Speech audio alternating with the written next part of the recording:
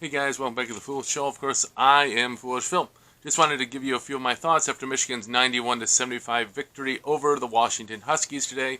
And this is going to probably be a theme you're going to see throughout the Big Ten season, especially when you play teams from the West Coast. If you didn't know, Washington came out east and obviously crossed several time zones. They played Michigan State earlier this week, I think it was on Thursday, and they scored, I believe, 13 points in the first half. Yeah. But they adjusted, right? They had a couple shoot-arounds 2 days in a row and such in the Eastern time zone, and so the same effort was improved, I should say. Their effort was very improved from Thursday's game to today's game. Why? They got adjusted to the time zone. You're going to see that, man. Any of those Pacific schools coming all the way out east, crossing 2 time zones, 3 time zones, if you want to consider going all the way over to the Eastern time zone, is going to really mess with those teams. Well, today Michigan got a much better prepared Washington team, especially the first half. Now, Michigan shot the ball extremely well in the first half and overall for the whole game. In fact, a cool little stat the broadcast had on there was that for the 4th time this season, Michigan's passed the 80-point threshold. They only did it 1 time all of last season. So that's really cool. So, I don't know if that's overall or just in the Big Ten. I didn't catch that, so I'm sorry. But that's just an indication of Michigan's more potent offense.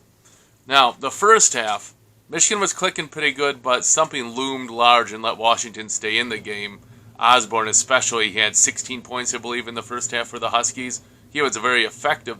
Michigan had foul trouble amongst the bigs. Michigan was called for 8 fouls in the first half. 7 of them were against the bigs. 3 on Cheddar, 2 on Wolf, 2 on Golden. So there you go. You had to just try to plug and play your guys and hope they didn't pick up another foul. I think they had like about 10 minutes left in the first half with each guy had 2 fouls. Only Cheddar picked up his 3rd. The reffing is, again, questionable as every Big Ten game, so just what it is. I'll just say this, it was a normal Big Ten game where the refs are making terrible calls and letting hacks go and then calling tic-tac fouls. It makes no sense whatsoever. It's like, I don't get how these refs, they're so inconsistent. But I guess they're consistently inconsistent, so they got that going for them. Anyways, Michigan was up by 10 points at the end of the first half. They weathered the storm of having their bigs having to be only 1 out there.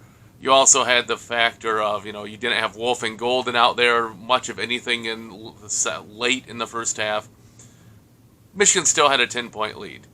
It seemed Michigan was attacking, getting to the rim, especially, Burnett and, number 11 from the former Ohio State Buckeye guy. They were just getting to the lane. They were getting their points. And it was very good. Second half, it was, again, just hanging at that 10-point threshold. Michigan would hit a bucket or 2, get up maybe 13 points. Washington comes back. But then I think you would start to see them getting tired for 2 reasons. One, the reffing wasn't calling nearly as many fouls, which helped Michigan far more than Washington. It kept the game from being choppy, it stopped them from getting the rest, and it stopped the bigs from having to be sent to the bench. Osborne himself, it took him at least half the second half to even make his first shot. He looked exhausted down the stretch. I know he had like 1-3 late in the game too, but he was not the same dynamic player he was in the first half. And Michigan was able to continue their hot shooting. I believe Ladd Golden went 6 of 7 for the game. Another guy was 6 of 6. And I think that was Burnett was 6 of 6. And that really made up for the poor shooting of Danny Wolf and Trey Donaldson. I know Trey really played excellent on the road trip. And this was not his night. I know he had 0 turnovers, great.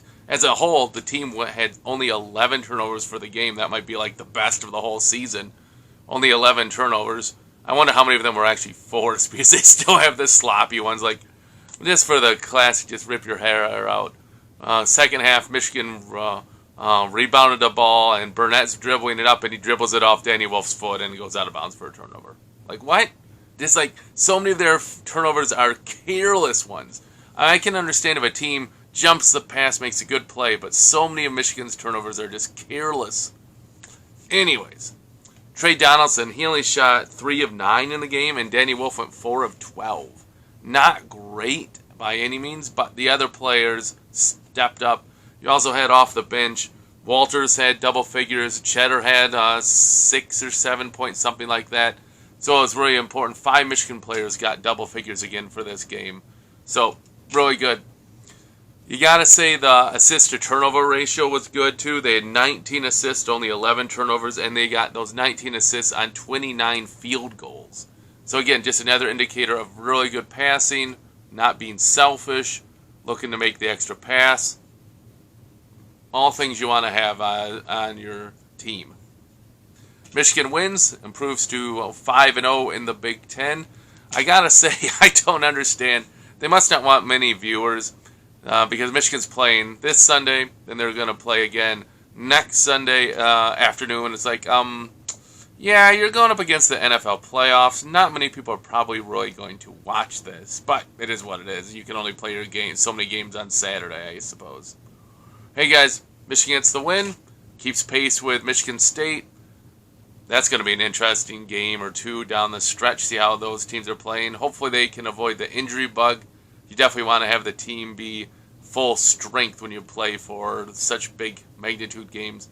All right, Michigan avoids the letdown, keep the winning streak going, take care of the Washington Huskies. If you have any thoughts, put them in the box below. I'll try to respond as I'm able to. Thanks, guys, for watching. Until I see you guys next time, as always, go Blue.